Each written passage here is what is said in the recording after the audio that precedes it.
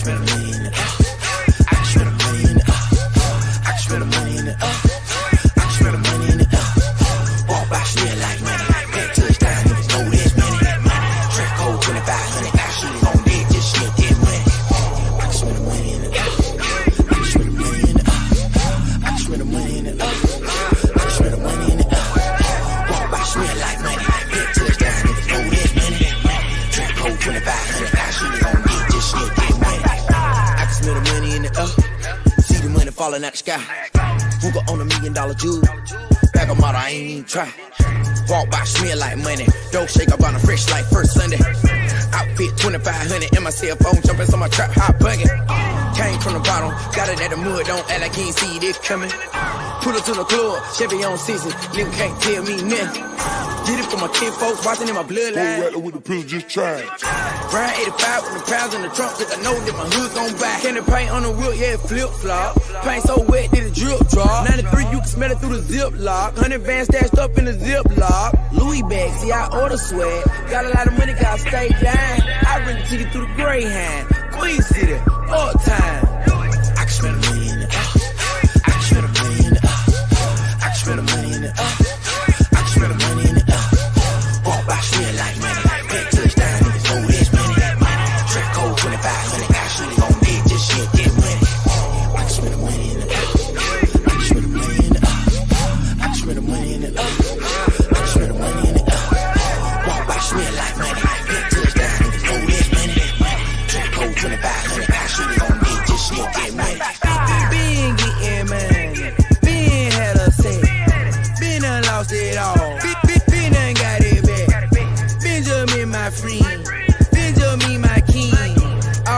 me the beans till we meet again.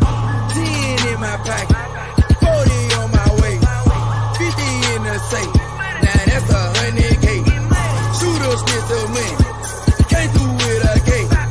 Smell it in the air.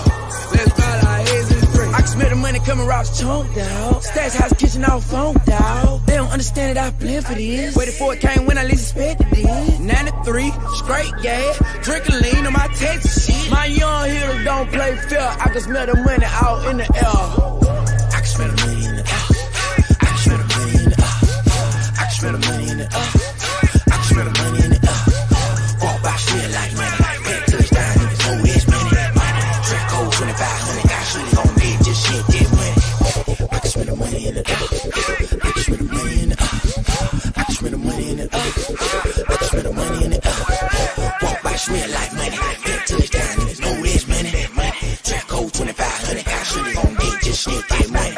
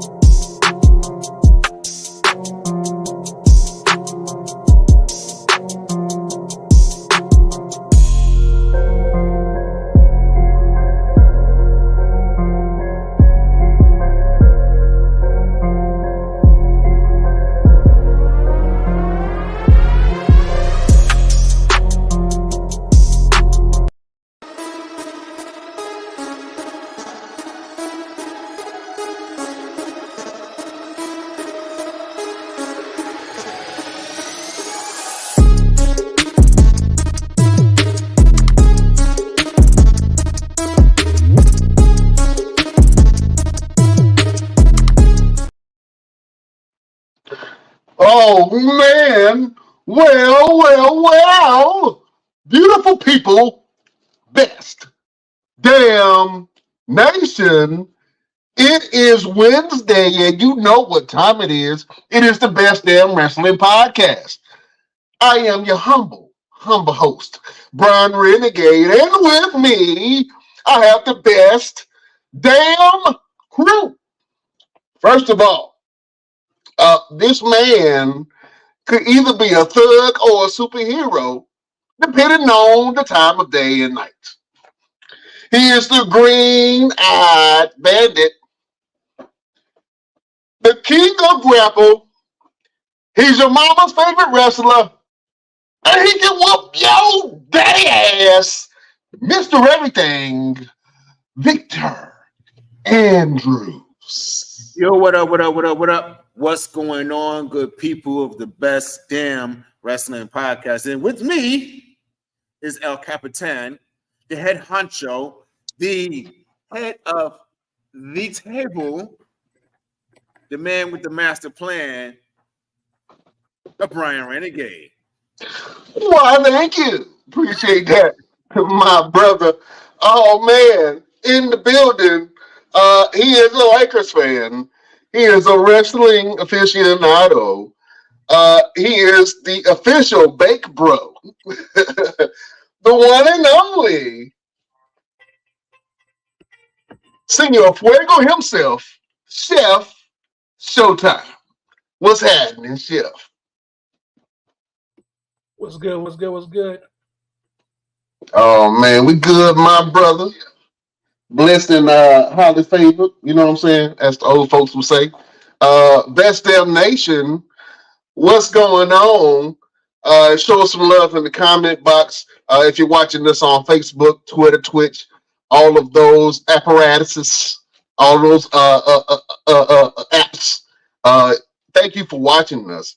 If you're listening to us on Radio Land, iHeartRadio, Pandora, Apple Music, Amazon Music, wherever you get your podcast, you can listen to the boys at the Best Damn Wrestling Podcast each and every Wednesday or whenever you want to in your leisure. We appreciate you guys' love, support, and all that jazz. Fellas, let me go around the board real quick. What's going on? What's happening, Mr. Everything? Man, you already know I'm in the building. I'm at the gym. Got a couple of clients coming through, getting a little workout on. Out here making these dollars, making daddies holler, and making the mamas follow. I hear you on that. Oh man, Chef Showtime, what's happening, my brother?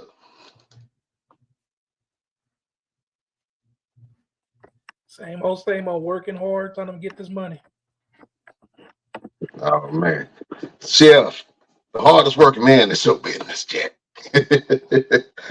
I would be remiss if I did not say what's going on to Beyonce's real baby daddy, the one and only entrepreneur of entrepreneurs. This man once had a dream, and Martin Luther King stole his whole speech from him. Just like Steve Harvey stole Mark Curtis. The one and only LP is in the building. What's going on, man? How y'all brothers doing today? Oh, we doing good, man. Can't call it. What's been happening with you? Real quick. Can we go ahead and deem LP the Tony Stark of the Best Damn Wrestling Podcast? Hey, show them real quick. Show them one of the things that you made for when you do the photo shoots. One of them headpieces. Like you really put some thought into the stuff that you do. Show them at least one of them. You can see some of the breastplates and headpieces right there on the wall. Handmade.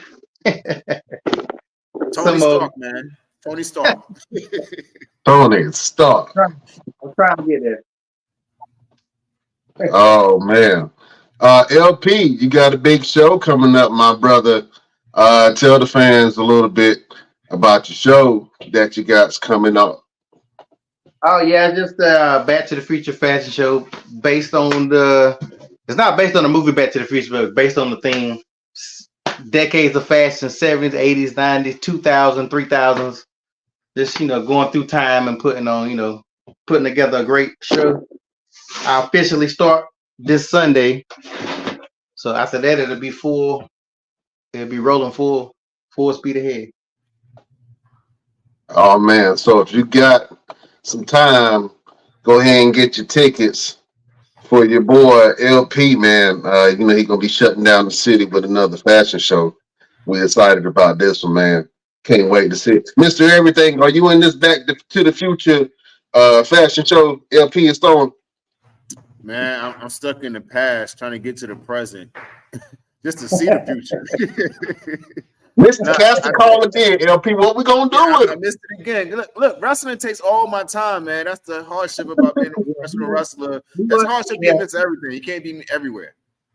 He won't be able to make none of the rehearsals or nothing. His schedule too crazy. Yeah. Yeah. He can't come in limping down the runway. Cause somebody hit him with a leg kick. You know what I'm saying? Can't roll your kneecaps, Jack. Exactly. Oh man, well, Mr. Everything, listen, man. I want you to tell the peoples what we got going on, man. We got a big interview for you guys. Absolutely, man. We got an amazing guest happening with us tonight. My man Dontae Smiley, one of the greatest talents out there.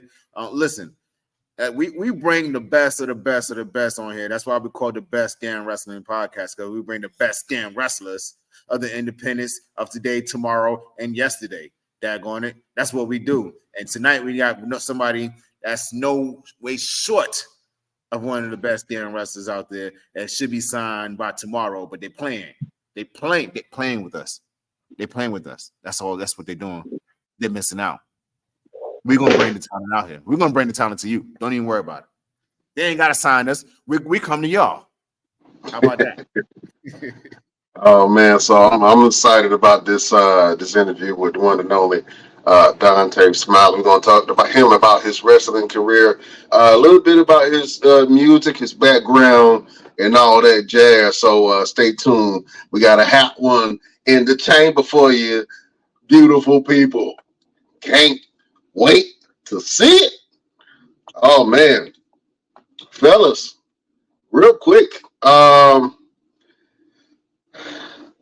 "The Rock" Johnson. I gotta get into it real quick. Dwayne "The Rock" Johnson made a debut last week. Showed up on WWE television.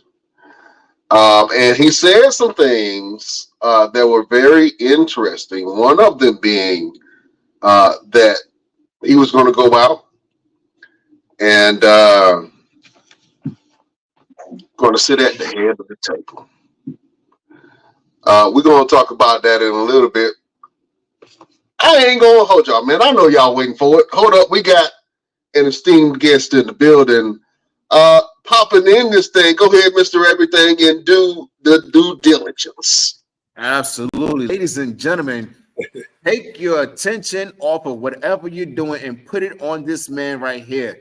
He is not only a professional wrestler, he is a personal trainer. He is a music artist. He's one of the greatest artists of this generation. He's my man, my brother, my homie, Dontae Smiley. Welcome to the show, bro. Hey, man, I appreciate y'all having me, bro. Thanks for reaching out. It's good to be with all you fellas. Hey, no problem. Man. Hey, before we even get started, I'm going to go ahead and let y'all know something. The first time I met this man, he started talking. I looked behind me and was like, DMX? Where my dogs at? My dogs at. Fair play. Yeah. So, Dontae, thank you again for joining the show. We're going to go ahead and introduce everybody so that way you know who you're talking to really quick, and then we're going to get right into the questions. Right up above me, right here, is our guru. He's been making predictions, and they be coming true for every now and then. I wish he would predict when we're going to get signed. Right. He can predict by tomorrow. But it's LP right here above wrong stuff if it ain't that. Yeah, exactly, right? Right above him, we got our chef of the chefs, of all the chefs, who can cook you anything from a biscuit to a brisket. My man, Showtime.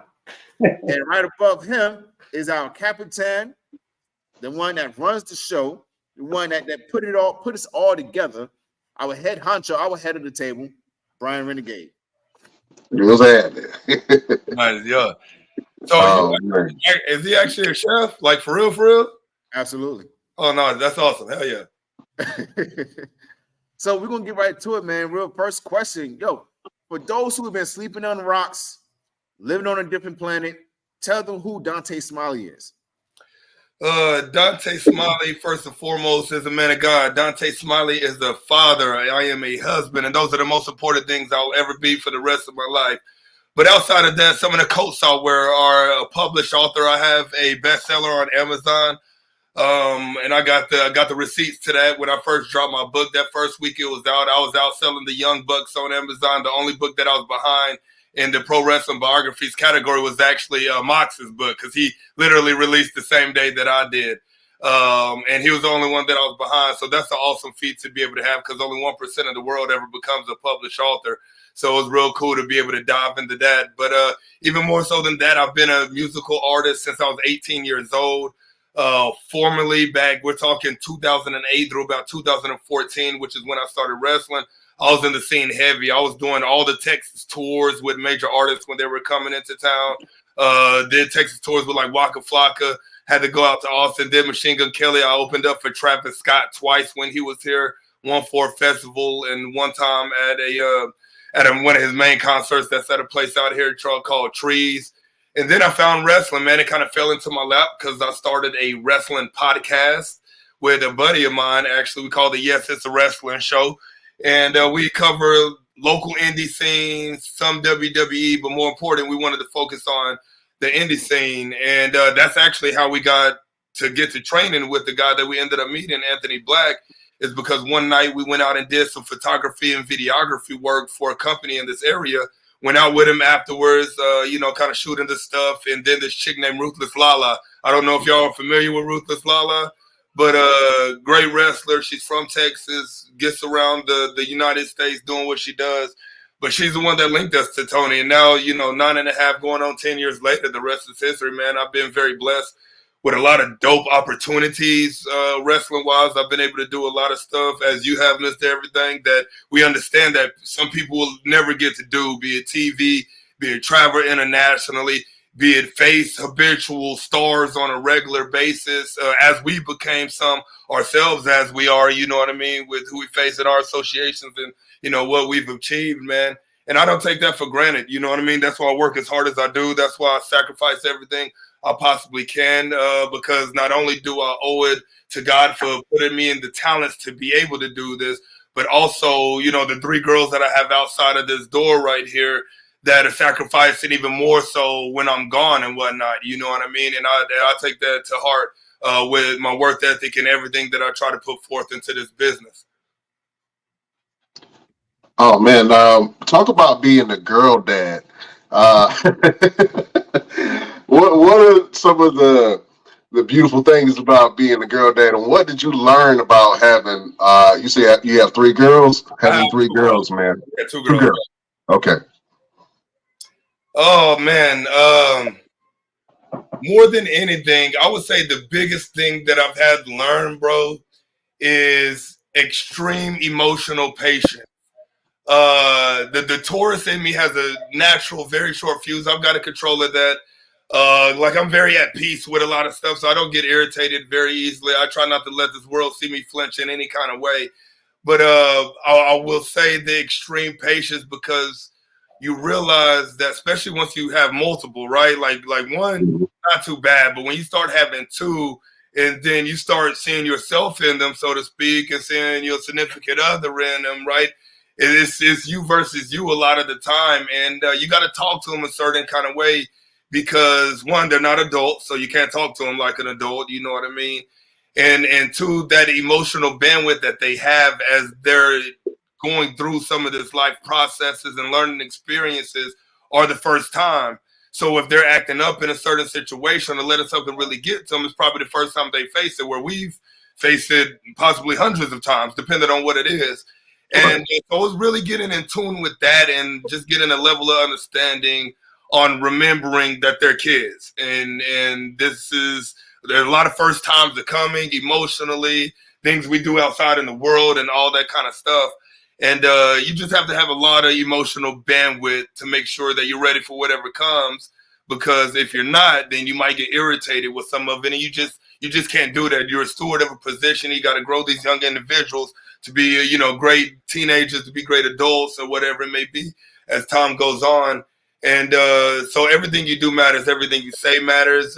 Everything they see you do, that you have them do, the way you talk to them, the way they see you talk to your significant other, the way they see you treat people in public. All that plays a great part in their learning process throughout life. And if you're somebody that treats people wrongfully or not with the utmost respect and love like we're supposed to, they're going to see that, and they're going to take to that, and they're just going to be another version of you by the time they really start doing things themselves in the world, Yeah, that's a great point, man. Here at the Best Damn Wrestling Podcast, we love love. You know what I'm saying? And more than everything, we love black love. And we like to give the wrestlers on this show an opportunity to talk about their significant other, man. Can you tell us how your wife has held you down in both your music and your wrestling career? So I'm 35 right now. I met my wife my second semester of college. And so this is the spring of 2008 of my freshman year. That's when we met, and we've been together ever since. We have our 10-year and our wedding anniversary coming up in August on the 2nd. But more Congratulations. than anything, we've grown up together, right? Because even at 18 and 19, you're still kids figuring it out for the most part. You know what I mean? And that's what a lot of people really don't think about. And so we grew up together, and she's been with me through some of my worst stuff. You know what I mean? I've been through addictions in my past. I've been through situations where I couldn't get over past family fluff. You know what I mean? And she comes from a good nuclear home. You know what I mean? Mom and dad been married 35 plus years, something plus, somewhere around there, whatever it is. You know what I mean? She was a great school kid, graduated college where I got bored and dropped out and started just focusing on music and all that kind of stuff. You know what I mean? But through it all, after I got over my addictions, after I got over my fluff, after I got saved, I asked her one time, you know, like why she stayed with me. You know what I mean? Why did she stay believing in me? And the one thing that she said is that she could see number one, she could see more in me than I could in myself at that time. And she told me that she could see the version of me 3 to 5 years down the line that I was going to grow into, and really felt in her heart that what I was doing and going through in those moments in my early adult life were exactly that, early adult life situations. And she, you know, believed in that maturity in me. And now we're doing well. You know what I mean? I'm one of the first people to own a business in my family. Technically the second. My grandma owned a daycare. I own a fitness training business. You know what I mean? I'm the first, like I say, published author in the family. I'm one of the only ones that isn't working like a 9-to-5 job. I work for nobody else, answer to nobody else. You know what I mean? And so it's a beautiful thing to kind of change that generational curses that were amongst my family at one point in time, and kind of change the legacy for my downline and on as you know, they get older and have kids and so on and so forth, to really lay down the foundation and change of what the Smiley last name means, because namesake is really important to me. Namesake may not be important to a lot of people, but my dad was a proud Smiley, and he was one of the hardest workers. You know, like I've seen this man sell jewelry off of his fingers for me to be able to be in basketball tournaments and stuff. You know what I mean? He was that kind of, he was a hustler. He was a grinder, did whatever he could. So I had to take that and run with it and do greater than that as he raised me too. So now, watching me live out my dreams of being a professional wrestler and traveling the world and seeing me on TV and just seeing me flourish in life, family, faith, finances, friends, associations, and all that is just music to his ears. You know what I'm saying? Because he's like, job well done to himself for raising me better than, you know, better than he was, as we all want to do as parents, is raise our kids better than how we were raised and so on and so forth, then be better than what we are and whatnot. So that's exactly it. Oh man, that's awesome. You mentioned that you were saved. Can you talk about your spiritual journey on your on your journey to enlightenment and to connect with your Creator? Yeah. So before 2017, like I was complete non-believer. It wasn't that, like, I was more of what they call agnostic, I guess, is what they call, where it's like, damned if you do, damned if you don't. Like, if you believe, Yeah. you know what I mean? Which, like, I get it. That's my brother. You know what I'm saying? And like I get it, because now that I've been on both sides, like, I get it. You know what I mean? But something typically happens in somebody's life, like you say, that makes them feel enlightened and start seeing and calling on something higher than themselves, or believing in something higher than themselves, or really being priests to themselves and their environment. And what had happened was in 2016, it was in November 2016, I suffered my first major injury ever. We're 2 years into my wrestling career. I'm holding like 4 titles at the time. I'm 2 months away from going to Germany to work with Alex Wright, who used to be in WCW. He's out there in Nuremberg, Germany, and I was going to go work with him that January for like a week to train and be on a couple shows. And I dislocated my foot training one of my basketball clients. I was the skills coach and at a fitness connection out here, and I dislocated my foot. And when I had everything stripped, when I was in college, I used to have a bad pill addiction at one point in time when I was in college. And I got over all that, you know, but when I got injured, the first thing that obviously doctors do is give you pills, especially on a dislocation when they got to aggressively adjust it and all that kind of stuff. Right. And then I went back down that rabbit hole and started getting really depressed, started getting really suicidal, and kind of didn't know what to do. I'm going off on everybody. I'm kind of losing myself because at that time, everything that I was wrapped in what I did, not who I was. You know what I mean? And there was just one day where I was just honest with my wife about how I was feeling in one moment when I was having some bad thoughts go through my head, some suicidal thoughts. And she was like, like, I've tried to help you. But she was like, I don't know what else to do. You don't want to go to therapy. You ain't really expressing what you're feeling to me and all that kind of stuff. Because like I was locked into myself and my mind and everything that was going on in there. And I had a client named Ali Makahi and that I trained in fitness. And every week she would give me a church invite card. I never went for years. Like I had this lady train me for 2.5 years, never went. She habitually gave me one of those invite cards every week. And I'm a person that like the cards, I typically didn't keep them, but for whatever reason, this day there was one that was still in my wallet. So after I talked to my wife, I went to my wallet and I saw that card in there. And it was kind of like a last ditch effort to find something, you know what I mean? Because I didn't know what else to do, And so that following Sunday, we went to the church that we went to, which is Elevate Life Church out here in Frisco, Texas.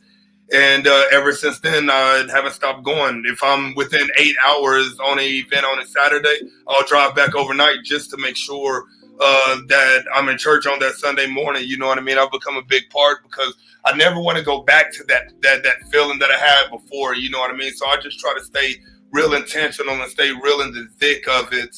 As far as my involvement in church, because I do 100% believe that me giving my life and getting saved in this, in Christ and all that, saved my life. You know what I mean? Like I know it's kind of cliche because that's what every Christian, Jesus believer says. But I mean, it's the God, the honest truth. Because I was on a very, very dark and bad path and had a cloud over my head up until that point. And the moment I walked into that church, I felt a relief like I never felt before.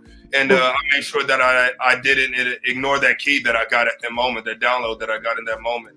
And I stayed true ever since. Oh man, that's a beautiful answer, man. Chef Showtime got a question for you. Go ahead, Chef. What two belts are you holding back there? I see them two belts. So the white one is the main OIWA International Heavyweight Championship. I've been that champion for the better half of 3 years. I had it for a little over 2, and then I relinquished it because we're supposed to go on that CYN tour. When me and Andrews was part of CYN, and we were getting ready to go on that tour before Braun Strowman got re-signed by the E. Then the tour got canceled.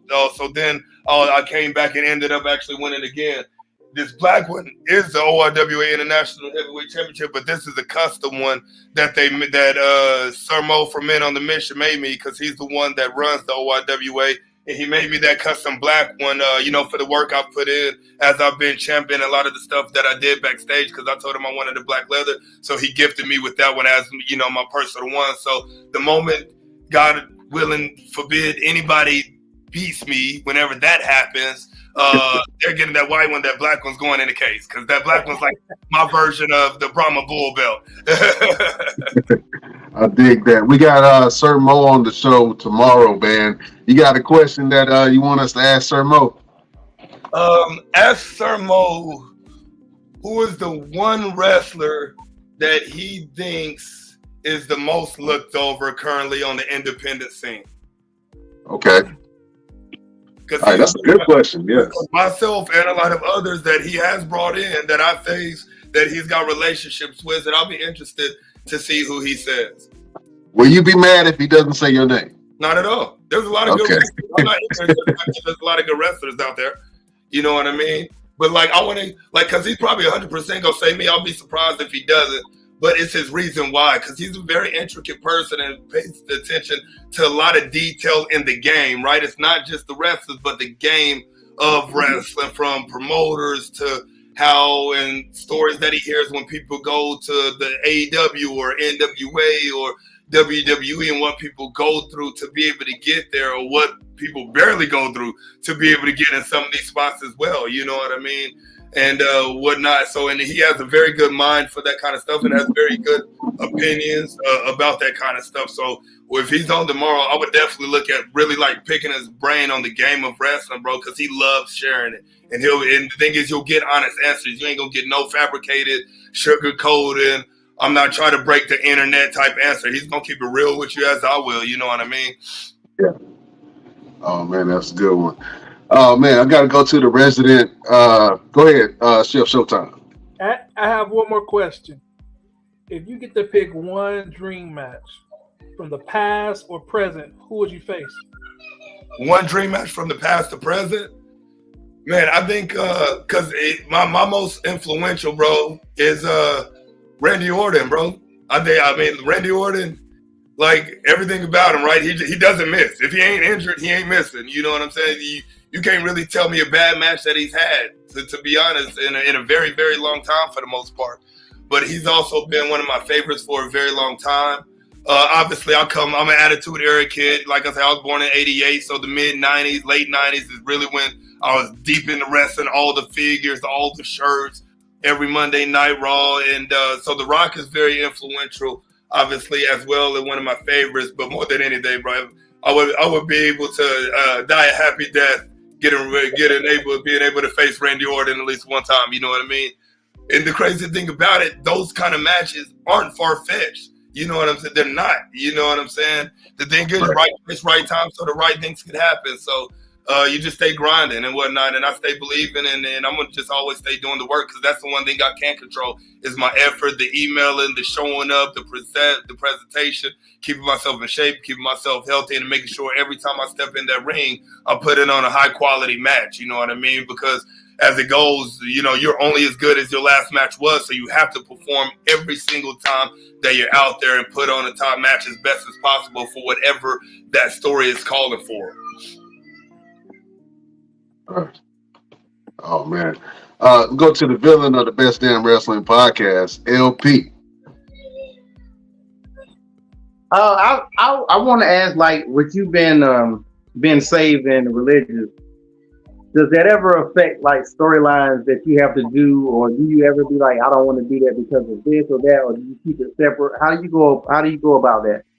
Yes. So funny story. It has, and I've denied storylines. I've denied certain like promo type pitches and stuff like that a multitude of times. Mainly it's been because more so not on the sides of really that, but I remember one time I was pitched to do this like chick approaching me type scene, and you know the cameras kind of like catching me with her at a bar, you know, that kind of thing. You know what I mean? It was something like that. I can't remember because it was like 4 or 5 years ago. About 4 years ago when I was pitched it. So we're talking 2020, 2019. But it was something of the sort where they wanted me to seem like I was having relations with a woman for storyline purposes, and you know, Macho Man Hulk Hogan and you know Miss Elizabeth type stuff. And I completely did not want to do that, because I'm married, and that's not a thing. Real life ain't no gimmick to me. You know what I'm saying? And people know I'm married. I'm happily married. And so I wasn't going to disrespect my wife by doing something like that, because I feel like that's what stuff like that will be doing. And there's no way that I was remotely going to do that and have anybody remotely thinking anything of any sort, one little bit about that kind of stuff when it comes to me. My integrity is way more important than a little promo pitch that's going to get maybe 10,000 views. You know what I'm saying? It's like that stuff ain't worth it. No, so yeah, I'm 100%. But anytime I've had like 2 situations like that, but that's about the extent of me denying a storyline based off of something that is in my private, personal life.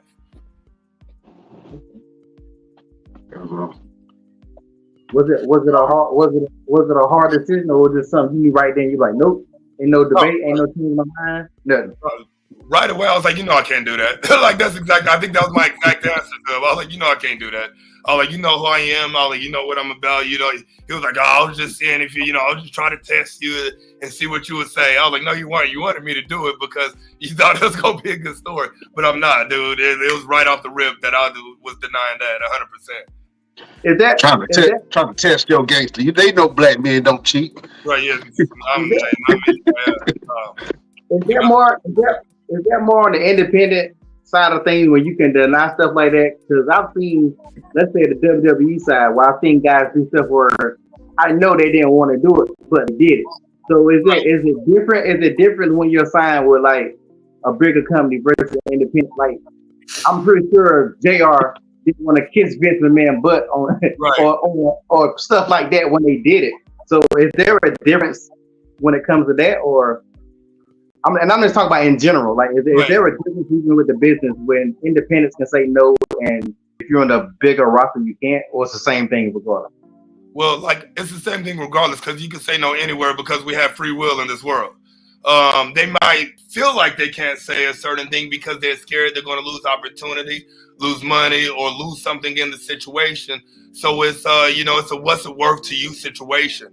For some people, their integrity isn't worth it. You know what I'm saying? Because life is bigger than all this, right? Like the grand scheme of life is bigger than anything that happens in professional wrestling. We have to remember that, and because you got to answer to people. You know what I'm saying? So back in the day, it was a lot more people willing to bend over backwards, and this is based off stories that I've heard on how the game worked, where people were willing to risk it for the biscuit to get that elbow rub or get that push. But nowadays, I feel like even at the majors, they respect game a lot more when it comes to what happens in people's personal life, because they have to, because social media exists now. So everybody sees who people are married to, even if they're not married to another wrestler. They see the wife, they see the kids, they see this person, playing Barbies. Tommaso Ciampa posts his daughters all the time, and he's in there getting his nails painted and playing with his Barbies with his daughter and that kind of stuff. You know what I'm saying? So I think it's easier and more well respected to be like, I'm not going to do that. And it'd be like, okay, rather than back in the day when I don't think it used to be so much like that, right? Because once again, with social media, you can't hide from anything. WWE pulled that curtain back when they had that NXT show that they had way back in the Breaking Ground or something like that, if I remember what it was called. And so that's when the curtain really got pulled back on this business, right? Because they were doing all the behind scenes stuff and building of matches and all of that. And so ever since then, everybody's been like, all right, screw it, kayfabe what?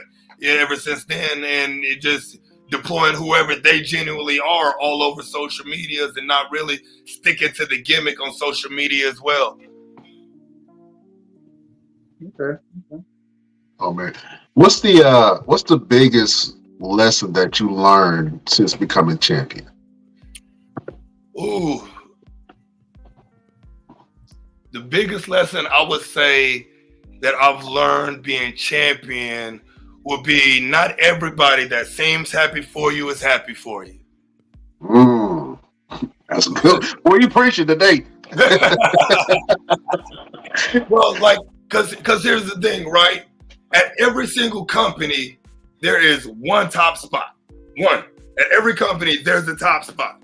In the OIWA organization that has multiple companies under it, we got like four or five companies under the OIWA umbrella. So this title is the number one title of the organization. So I'm the champion of all the champions when it comes to the organization. And that's the foundation, right? But then at SOAR, you got the SOAR heavyweight champion. At CKW, you got the CKW heavyweight champion. At SCW, you got the SCW heavyweight champion.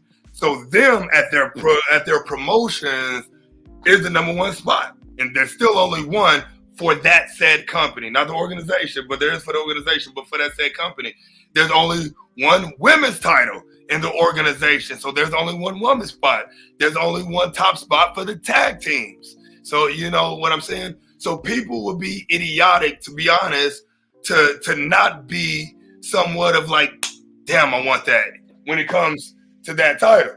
You know what I mean? Or at least to be in a match with me with that title, because I generate good social media presence and my videos get real good plays on YouTube and things like that. So you literally just get more eyes on them if that's the case, with the audience that I've been able to build for myself and that we've built as the organization as well, with everybody that's a part of it, from the people that just help set up as far as our students go, all the way to Sir Mo and Jason Maldonado that run the organization. And so, yeah, but there's been some people that I thought were close, and I've seen it through other situations where jealousy kind of happened between friends for no reason other than wearing emotions on sleeve and forgetting that it's not about them, and forgetting wrestling is a work at the end of the day. And like the Iron Claw said, people get chosen for positions based off whatever the promoter feels to be in said position, and they get to stay in that position for however long said promoter wants them to. You know what I mean? And it's all about value at the end of the day too. How much value do you bring overall, right? Can you be the guy? Can they send you to schools and do these talks if they need to? How's your social media presence? Do you present yourself as a professional? Do you show up to every show in sweats, or do you dress up to every show without being asked? You know what I'm saying? And that all the pieces, right, make up what it takes to be a top guy. And not everybody is fit for that like they think they are. And not everybody is willing to change themselves to be fit for that position and would like to stay how they are and be in that position. And it just doesn't work like that overall at every company. You talked about your last name and leaving a legacy of respect for your last name. What does it mean to carry on that tradition of the Smiley name to you and your family? Well, it means a lot because the Smiley last name is one. So I'm from Oklahoma City, technically. That's where I was born. I've been in Texas since I was 3 years old. But I was born in Oklahoma City and all my family from there. So all my upline from some part of Oklahoma. And the Smiley last name, as dope sounding as it is and as ear catching as it is, ain't worth shit, to be honest. Like in the past, like grandfather was hard worker, but like 9 to 5 was gone all the time. You know what I mean? And whatnot. My dad was a hard worker. His siblings, I have family members that were former prison, crack addicts. Like that was synonymous with the Smiley last name up until really my dad met my mom and kind of took him out of that. At one point in time, mind you, my parents ain't together anymore, but my dad meeting my mom kind of from the burbs area of Oklahoma, but she took my dad out of that environment to help change him. And then in turn, I saw my dad work hard, like I said, selling rings off his finger, chains off his neck to be able to pay $500 for me to be in a tournament down at UT that a college scouts are going to be at. You know what I mean? But I wanted to even do more than that. And so I wanted to be the first one to genuinely live life on my means, chasing something that I've always wanted to do. You know what I mean? Not do stuff because it's what I had to do to be able to provide, but provide being able to do whatever I want to do in my life with chasing this dream.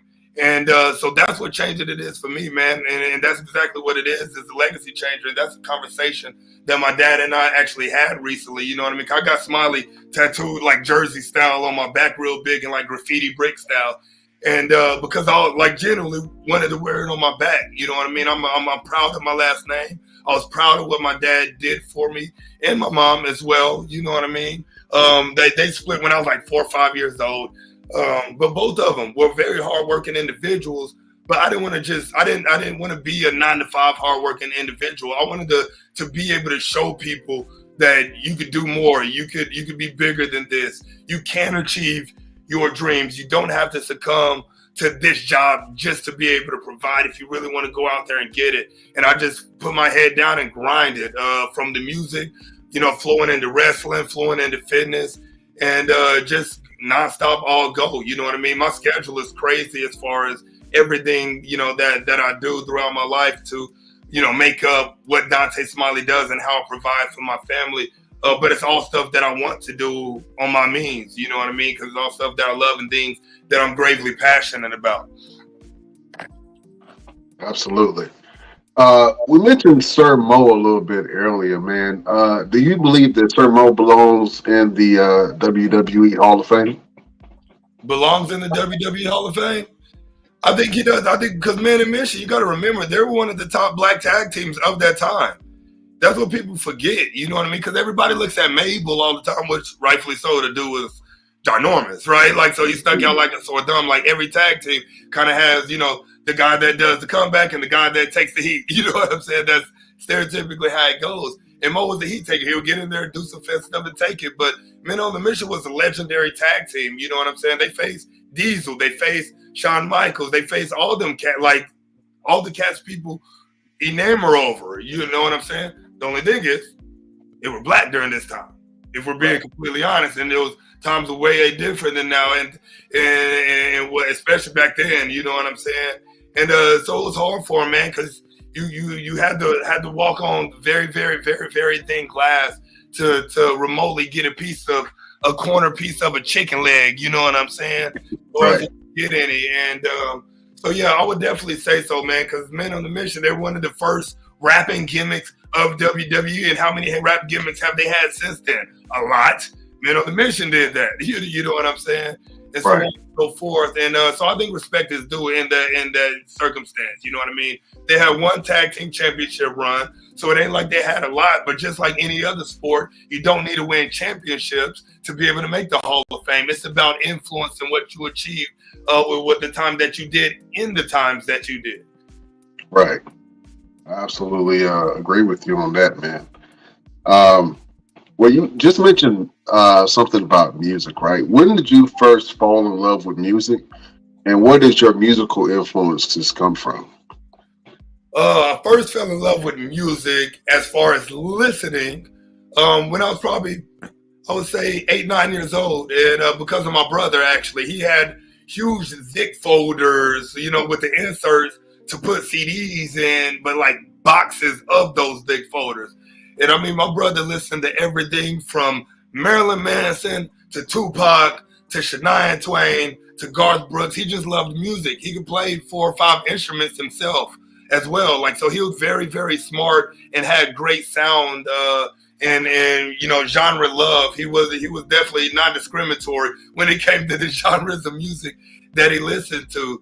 But as far as doing it, it was, you know, me and one of my homeboys, Antonio, back in high school, downloaded this program called Audacity, got a USB plug-in mic, and we just got into freestyling at the tables when Clips came out with that song Grinding. Grinding, yeah. You know what I'm saying? Doing it on the table. And so we used to freestyle with one of our coaches all the time. We used to stay freestyling at the tables. And then finally we were like, man, let's start actually recording. You know what I'm saying? And it was something that I actually like took and ran with ultimately even after that, because when I got in college, I never stopped. You know what I'm saying? And we recorded our first track towards the end during my senior year, and I was already 18 at this time. So I was 18 when I recorded my first one. But even my freshman year, the first thing that I did was go pick up some equipment, put it in the dorm with me. When I moved to an apartment my second year, I upgraded everything because now I have my own room and kind of started expanding. And, you know, I was out there in Denton throwing shows at like Haley's and Andy's and Rubber Gloves. And really, I was one of the backpack rappers at the time when that was the thing to be said, because Denton was really split. You had like your like, I'm gonna call it spade a spade. The white boy rappers that were over here, so they were doing like, you know, the Beastie Boys style kind of rap, the boom bap type rap, and then you had the street rappers. Like, you go over there at a certain time if you know people, you know what I'm saying? And I came in, and I'm cool with everybody. So I was doing tracks with them over here. I was doing tracks with them over here. And so when I do shows, I was bringing all this together, from the backpack rappers to the college kids to the boom bap rappers that were over here, to the street rappers that were over here, and putting us all in one spot and really, you know, cultivating a community of hip hop artists that were from different areas that could really coincide and throw shows that people would come out to and people would enjoy with no drama. And that's exactly what I was able to do. And then I started getting a little bit more popular, performing South by Southwest out in Austin, which I don't know if y'all are familiar with South by Southwest, but it comes through Texas outside of also Austin city limits. But started being official artist for that like 3 years in a row. Like I say, when major artists were coming into town, I was opening up for them at the big venues out here. Travis Scott, Casey Veggies, Waka Flocka, a whole bunch of people that were out in this area. You know what I mean? It was real crazy. And then got into some stuff. I took meetings out in LA at one point in time and got out there, did some stuff I shouldn't have been doing out there drug-wise. And it was like from that moment on seeing how the entertainment business was and how people really like survive in it and what they get offered and the influences. There's a reason I haven't been back to LA ever since this point. You know what I'm saying? I had opportunities to, but I had this dark cloud that was over me. And that's when really weird, bad stuff kind of like started happening all around me, not to me, but around me. And I heeded that knowledge and kind of saw everything for what it was. And so then something happened at a show. A big fight broke out for the first time when I've been throwing shows for 7-8 years at this point. And it literally in an instance took my love away from music for a good while. This is in 2014 when that happened. And so I stopped doing music from 2014 to 2017. I just wanted nothing to do with it after this situation happened. I wanted to remove myself from what I saw myself becoming because I realized I needed to mature if that's what I wanted to be able to handle myself in that business and the influences that come along with it. Because I wasn't at that time, you know what I'm saying? I wasn't ready for that more success is really what it was. Like I knew I wasn't ready for more success or else I would have had it. And I'm glad it got noticed and I didn't get it at that time because I may not be alive right now, to be 100% honest, if that was the case. But I took those years off and then I came back more matured, more life, and been hitting the ground running ever since. Anytime I still throw shows every now and then. I was in Austin earlier this year to do a festival and whatnot. I'm about to release an album actually next Friday. I'm going to be releasing the cover art, the track list, and a video this Friday on my social medias. Album dropping next Friday. Album titled It Is What It Is. Oh, I said what I said. I got an EP later dropping that it is what it is. But this one is I said what I said. And it's going to be a very in your face album. I'm calling a spade, and a lot of stuff that I say is very real world versus spiritual world, and the battle that really comes with that, with life influences, because we're human and we're all going to fall short of the stick. And I talk about that kind of stuff in some of the songs. And it's my best project, man. The dude that I had to executive produce it, this guy named Trevor Lawson out here that's been in the music business for a long time and managed and EP'd a lot of artists. He's been around me for a long time, but this is the second time that we're actually working together. But he's heard probably 10 or 12 of the projects that I've dropped since I met him back in 2009. And he's like, this, if nothing comes of this, it might not happen type situation. You know what I mean? Because he was like, you got some stuff on this that should definitely get a lot of traction. So we just got to get it in the right hands, get some of these to the DJs, get some of them to some of the radios. It's not club music. I'm definitely a storytelling, very relational artist in how I speak and how I rap and the influence I'm trying to make with my music. So it ain't going to be played in clubs and stuff like that. But radio DJs are definitely, want to get it to and get it on some of these Spotify playlists and stuff like that. That way, and blogs that are still out there that people post on and people go listen to. So I'm really excited about this release than I have been for the last few releases that I've released since being back. I don't know what you talking about, brother, man. You sent us a banger. And I got to play it for the people. You talking about it ain't gonna get played in clubs. You crazy. You can feel free to perform along with the song because we love music, you know what I'm saying? We're gonna vibe along with you, my friend. You know what I'm saying? But I got to play a little snippet of this song that you gave us. Apex, man. I was listening to it. I was like, this is fire right here. So yeah, talking about so they ain't gonna get played in the club. Best damn action. I'm gonna let you be the judge of that. I'm gonna go ahead and play the track, man. Like I said, brother, you can feel free to perform to it if you want to. Sound good. It's time to run it up. It's time to run it up. It's time to run it up. If you wanna fight, let's go. Look, if you buck, man, I've been built different since I stepped onto the scene. Big Smiley 101, yet they try to copy me. That's why they call me the Apex on an island of my own. G-O-A-Z. Let's be real, that's been known. Cause I've been built different since my birth in '88. My father always told me I was gonna be great. Now the world gets to see me raise the bar on the daily, real life. Ain't no gimmick, that's the motto. Ain't no faking.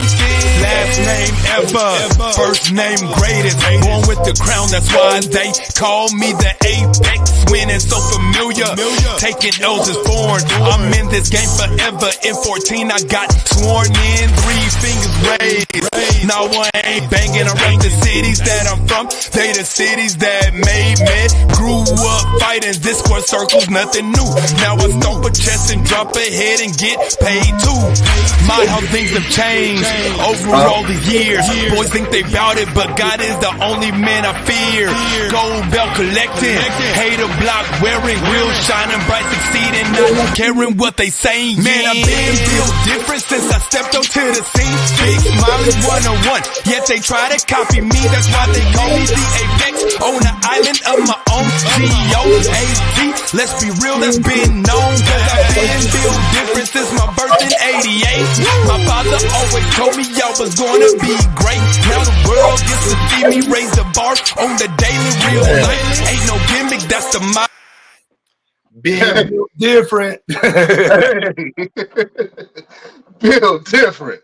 Yeah. What you talk about? That's a flamer right there, boy. That was fun. Was so funny thing, right? As a wrestler throughout my career, I've never used non-original music outside of my own or some of my rap friends that I've known, obviously, since I've been in the game. I always either put them on or have one of my own tracks as my interest music. I never once in my career from day one have used any mainstream song as my interest music. Oh, that's awesome, man. That is awesome. You can walk down and be like, yeah, I made this. Download it on Spotify, iTunes. Right. Now, I've done a couple tracks from some other people as well, too. So it's been real cool that people wanted me to do that kind of stuff. Because I'll do, they don't call them jingles anymore, but pretty much jingles for businesses and stuff, maybe for their podcast or for a commercial they're doing and stuff like that. I've done like all that as the artist as well. So that's pretty cool too, to kind of have that as little side jobs and side quests to do, just for fun when people need it. So it's been dope, man. Blessed me with a lot. Man, we ever need one for the show, I'm calling you. Yeah, let me know. Let me know. I love it. I love it, man. Music was the first thing that I was like over the top passionate and gung-ho about. Music and wrestling, you know what I'm saying? But music was the first love. I loved basketball when I was playing it, and all that kind of stuff growing up, sports and whatnot. But as far as something where I was like, I could do this, I want to do this, and I want to do everything I can to do this, music has been that thing since I was 18 years old, you know what I mean? And like I say, outside of that 3 years, that's never gone away. I love doing it. I feel like music is one of the top means that you could touch almost every single person in this world, right? Because it's out there and it's going nowhere. We listen to music from 20s, 30s, 40s, 50s, 60s, 70s, 80s. It's timeless. And so it never gets lost in the shuffle of anything. And that's what I love about music, because it allows you to relate to individuals, man. There's nothing like even controlling a wrestling crowd is dope in itself, but it's dope in a different kind of way than standing in front of thousands of people rapping a song that's rapping it back to you, or you telling them to put their hands up and they put their hands up, and just seeing in unison everything happen and seeing relate and seeing people cry. And, oh man, it's wild, man. It's a whole different experience being a musical artist as a performer there than even as a wrestler. They both have different ways that they're very similar, but also very different when it comes to really connecting with a crowd and getting on the same wavelength with the people that are paying to watch you in those moments. Absolutely, man. I love how music really speaks to the character. How does your music speak to your character? It does, because, that's what I say, I'm built different, you know what I mean? Especially with that song, because anytime I change, I'm going to change my song with it, you know what I mean? If I'm changing gimmicks, and right now, I'm in that build different mode, you know what I mean? And what I mean by that is I operate as a one of one, right? I don't get caught in what anybody else is doing. I could care less, because if I give that situation over there what they got going 10% of my attention, that's 10% less that I have to focus on me. And I think it takes a build different mindset to be able to do that. When I hit the gym 5 out of 7 days a week and train exactly how I have to train to be able to keep myself healthy and keep myself strong and looking good for TV, I have the discipline where I don't need somebody to tell me to go. I have the discipline where people don't need to tell me to eat right. Granted, I'm a trainer, so obviously I'm going to be disciplined because I'm telling other people to as well. But at the same time, it takes a different mindset to really get in tune with being like, okay, my friends aren't on the same fitness journey that I am. Those other wrestlers aren't on the same fitness journey as I am, and so on and so forth. It takes a different mindset for that. And I correlate it to a lot of aspects of life with the way I operate, that a lot of other people don't operate like that. And that's where the whole build different mindset for myself and the definition that I've given that word to myself in the song with the things that I do. That's how it goes. What do you want people to know about you? If people are just finding you out for the first time and they're trying to find out who you are and why should they get behind you and support your character and your growth, what do you want people to know about you?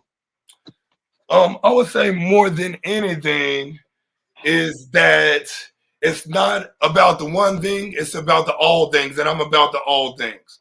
So I'm a person where you will look at me, you might find me as a wrestler, but the moment you click on anything, you're going to see everything else. Some people find me as a fitness coach. They click on the thing. They see me in everything else. I'm living proof that you can live life by your means when you realize that it's about all the things and not just the one thing. Life is bigger than the thing, right? It's all this. How you operate with people, how you operate deploying your 1% that God has given you in this universe and making sure and acting on it. A lot of people are afraid to act when it comes to them getting some kind of download with an opportunity, right? Because opportunities only last for the lifetime of that said opportunity. Opportunities do not always come back around. I hate when people say that. Oh, if you miss it, it'll come back around. That's the biggest lie that people have ever been told. Opportunities don't always come back around. Sometimes you miss it and you'll never see it again. And so you really have to seize those opportunities in the lifetime of that opportunity. And the only way you can do that is if you're thinking on a greater scale about doing all the things that you've kind of, wanted to do and being fearless, obviously, in that pursuit. And it may not be something like wrestling. It may be going back to school and finishing a degree. You know what I mean? Or something of the sort. It may be mending a relationship with your mom because you're holding on to it, but you could possibly be the only one holding on to it. There's an enormous amount of things that could be, but we have to be able to be in tune with ourselves to be able to realize that kind of stuff. Absolutely. We're going to have to let Chef Showtime go. Real quick, Chef, let the people know where they can find you. Hey, you guys can find me on Facebook, Twitch, Twitter as Chef Showtime or Dontae Carter. All right. Yes, Sign sir. off, Chef. I'll see you later. On behalf of Chef, man, I know that you mentioned your fitness journey, right?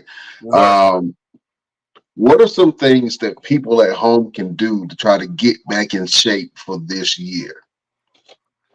To be honest, it's number one is saying yes to yourself. Because if they haven't been, then they've been saying no, because it's probably something that they thought to themselves before that they needed to do and just never acted on. So don't be afraid to say yes. Is it scary? Yes. But getting unhealthy and fighting things later in life is scary as well, right? It's like the situation of saying all things are hard. Being out of shape is hard because you're out of shape and everything is going to be hard. But also being in shape is hard as well because you have to have a great level of discipline and show up every single day, regardless of how you feel in that moment, to do the work, regardless. You know what I mean? It may not be perfect, but you always got to show up. So hard is hard across the board. And so say yes to yourself and just take that one step and do it the one time. Go once.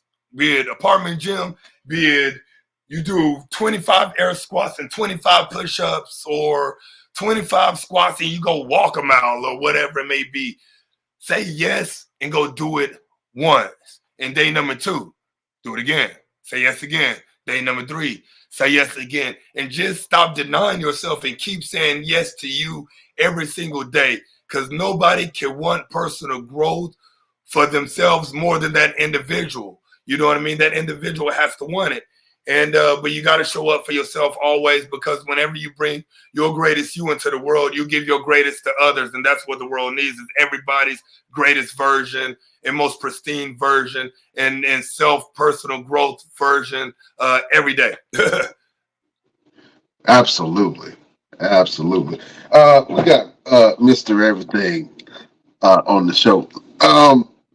We like to do this thing every once in a while. I don't know what it is about Mr. Everything. He got a beef with most of the wrestlers that come on this show. I don't know what it is, but he always has a few things to say.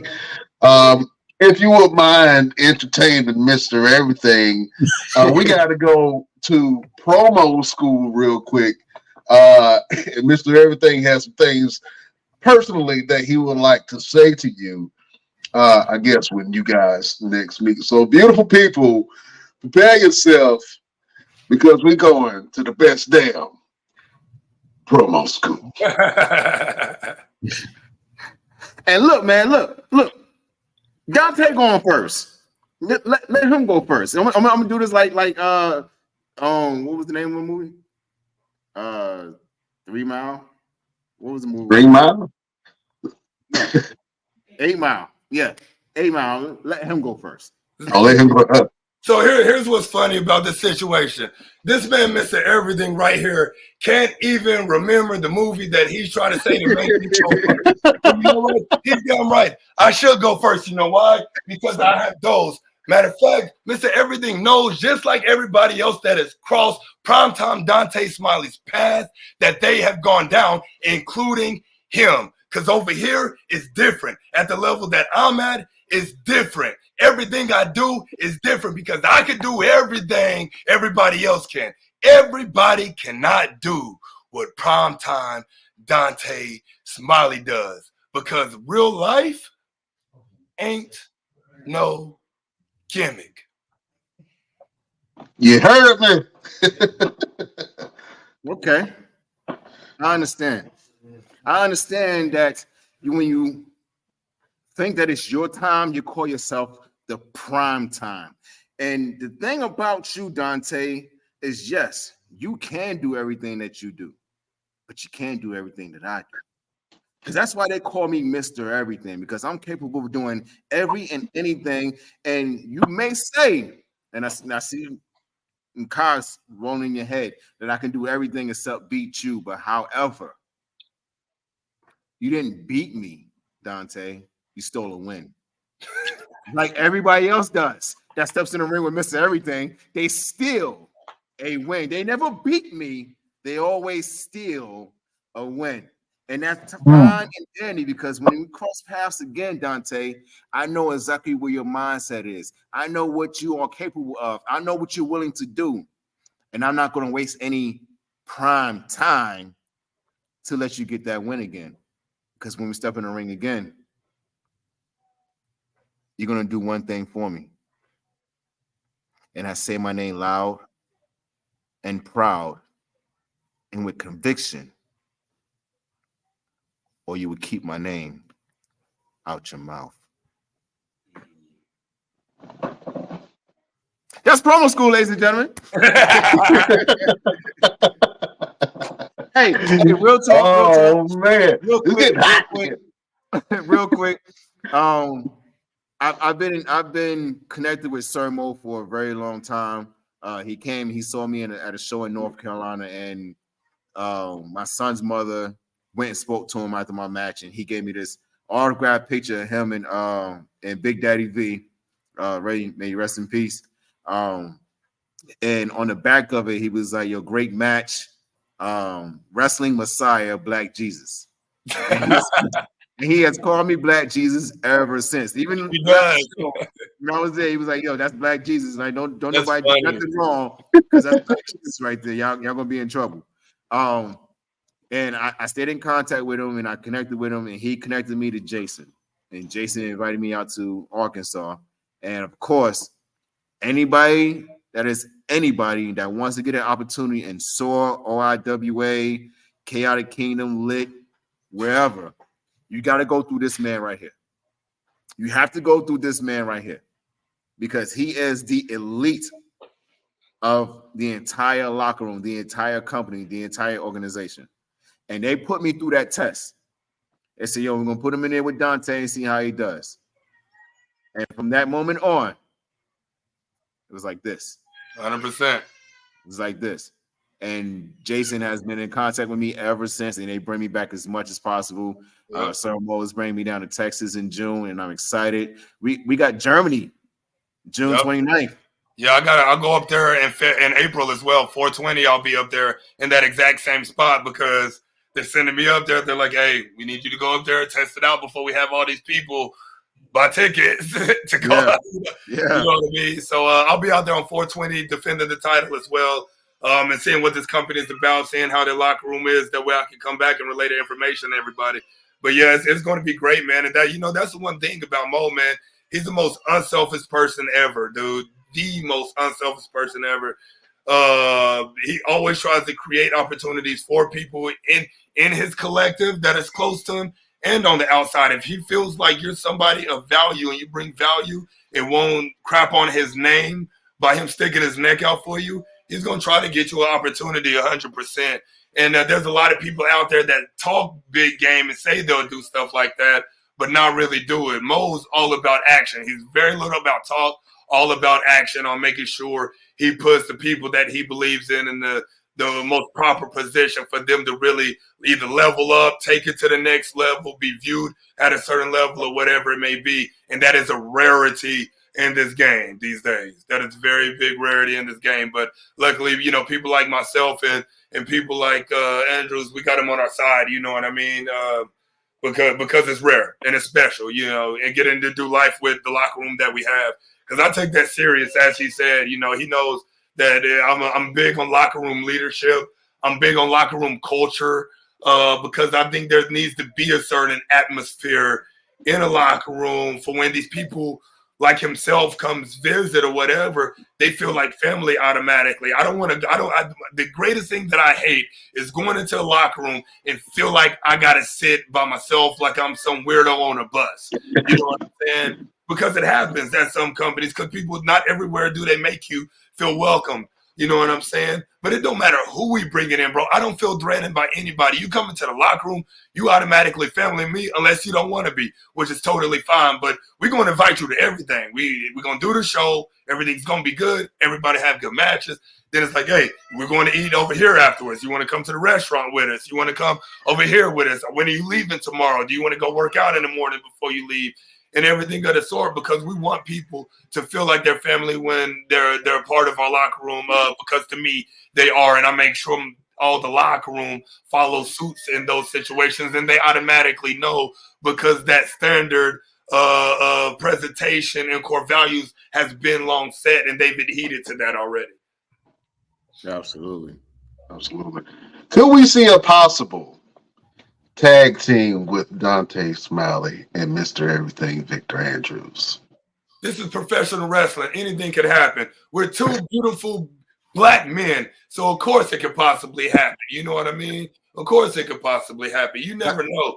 Because, I don't like seeing things happen to certain people. You know what I mean? Mr. Everything, he be around. You know what I'm saying? So he's somebody that if somebody's trying to do him wrong, he's somebody I would help, and I hope he feels the same way. And if it came down to it, then we'll mollywop any other two people that we would have to if we had to.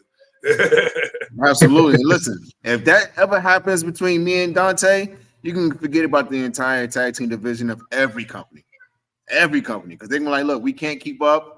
We can't breathe. Our bodies hurt.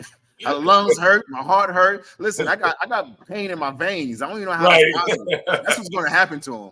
Okay, because you guys need to check out Dontae's workouts. And do you have anything on video?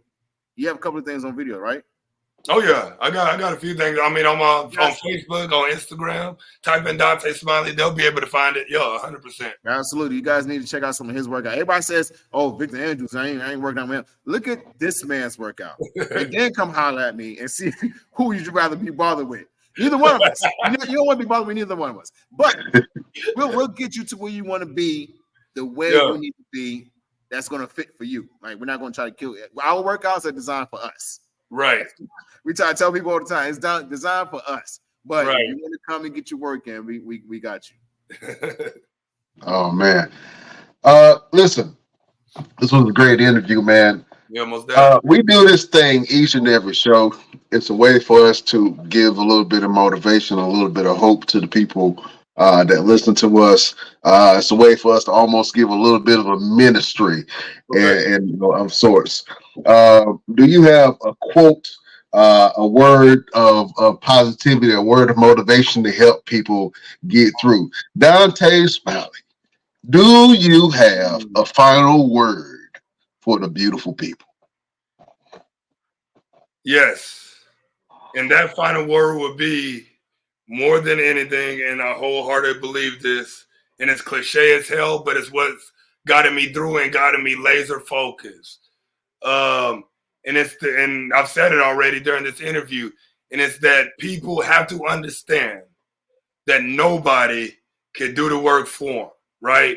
And that's the thing. Nobody can do the work for you. You want it, you have to do the work. In this world, it may look like handouts, but there is no handouts in this world. You know what I mean?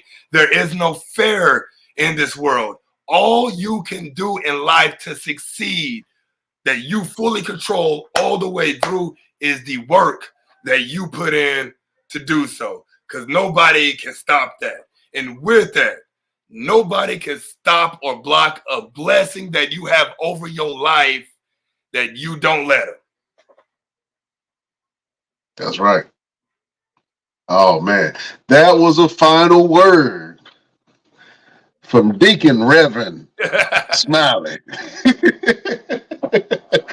Oh man, you got another calling on your life, brother. Man, hey, listen, you got a voice, my dude, and Yeah. I think that a lot more people need to hear what you have to say. I think that you are very talented. You're very well spoken, and I think that you're what we need to have the voice like yours in these locker rooms and the representation like yours on our TV screen. So we wanted to just give you your flowers, my brother. We love your work. We're going to keep on supporting you even after this is done. Anything that you post, we're going to repost. So as we grow, we want to help you grow, man. And if I know if you need anything from Mr. Everything, go ahead and ask him. He ain't gonna say no to you. Yeah. Oh, that's my dude, bro. Oh man. Well, listen, thank you for that final word, man. Where can people find you? What's your social medias and what you got going on? Most definitely. So Facebook, Dontae Smiley, DONTAE SMILEY. Instagram is at DSmiley Built Different. Twitter is at DSmileyBD. Also, you could Google my name. My SEO has been locked in, so everything about me is going to come up. As I always joke, I say there's more about me on the internet than I wish there was. You know what I'm saying? But it's also at the same time, it's a beautiful thing. But yeah, so those are all the ways, man. Got a lot of good stuff coming up. Got some big shows coming up. Like I said, I'm going to be in Germany twice this year. We're working on Japan as well. We're working on going back out to the UK as well. So I'm really focused on the international travel and getting my name out more that way. Also still reaching out to do the TV stuff with NWA, to get back to doing some stuff with AEW and all that, man, and just keep the marathon going, dude. You know what I mean? Because it's a long race, this wrestling business. And you know what I mean? I'm not going to let the wrestling business take me out. If it ever came down to it, it's going to end when I want it to end, and that end ain't coming no time soon, because I still believe that the best is yet to come for Dontae Smiley when it comes to my professional wrestling career. And I owe myself and my family and this business the time to be able to find that out. You know what I mean? And so, yeah, I'm excited. Awesome. Real quick, what is your goal when it comes to wrestling? Do you have a wrestling goal? Yes, I do, man. Like straightforward as I want a contract, right? I want to be able to live off of professional wrestling. And that has to come with a contract with a company like TNA, AEW, WWE. Do I have the specific place? Absolutely not. You know what I mean? Because you never know where you're going to go. You never know where you fit in most, because I've only been in one of those locker rooms, which is the AEW locker room. And I do feel like I fit in there. I got a lot of friends there. My style is great for something like that. You know what I mean? It's just all about getting an honest opportunity to fully be able to show what you could do as well. You know what I mean? Everybody does what they can when they get the little spots and stuff like that, when Dark was still around and whatnot. But, everybody's 100% there for them, and we know that. And that's fine, because we get the exposure. Right? Like when we get there, we get paid, we get to be in there with some great athletes, and we get great amount of exposure. But just imagine when people really get an honest opportunity, some of these athletes out here where you can see it in a little bit they might have did in the 5 minutes that they got it, you give them 10, and you can really see them possibly shine in that and really see the value in somebody like my man BK got when he faced Hangman. You know what I mean? He got a grave honest opportunity in that. Did his Doug Dizzle in that match as he always done. I've been in the ring with brother. He's an amazing wrestler, amazing gimmick. And he went up there and got his eats when he was able to get that 10 minutes on TV with Hangman, you know what I mean? And didn't disappoint and has definitely reaped the benefits afterwards 100%. Oh, absolutely. Well, listen, I think you were being a little bit modest, man, because you got the best drop kick in the business, Jack. I see you take a couple of heads off with that drop kick. I was like, damn, how you get up like that? Kevin Hart. Yeah, I gotta stretch when I get out of bed, bro. You see, I want to pull a groin muscle or something. I was like, man, he get up pretty high. All right, that's all that Godzilla in the mouth. That's all that CrossFit, bro. That's what that is. And it's funny. So funny story real quick about the drop kick, then I'll let y'all in, right? So back in the day, we're talking 2017, 2018, my former tag team partner and I, you can kind of see those right there. Like we won like tag team of the year here in Texas, like multiple times at a big podcast that covered Texas wrestling. So we were really out there as a tag team for a good while, but we faced Keith Lee and Shane Taylor when they were PBK and VIPX. When we were talking about the match, I told Keith Lee, I was like, hey, when I hit you with the drop kick, you know, like protect yourself because I know you're 6'3", 6'4". You ain't used to people getting up there. So please make sure you put your hand up. He was like, all right, you know, cool. He did not put his hand up and he got his foot busted on accident. Right. I mean, I still got the picture right in the chops right there. Oh, 6'3", 6'4", bro. I was like, oh, shit. You know, he was like, no, it was my bad, dude. He was like, you told me. He was like, but then it was there. And I was like, damn. Like, you told me, but damn, I ain't know it like that. I almost kicked out my molar. Right. That's funny. Oh, that's awesome, man. Well, listen, we would love to see more from you, my brother. You are always welcome back on this podcast, man. You're now a best damn alum of the show.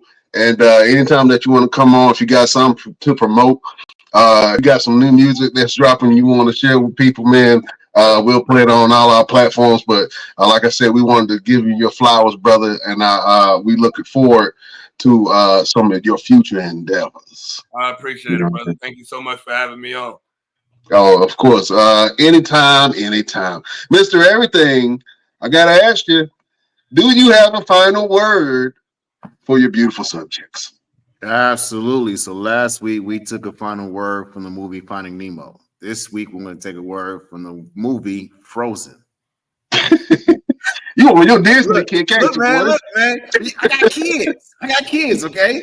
But I've been thinking about it for a while, and it is Grandpappy said that the brain can be easily changed, but the heart not so easily.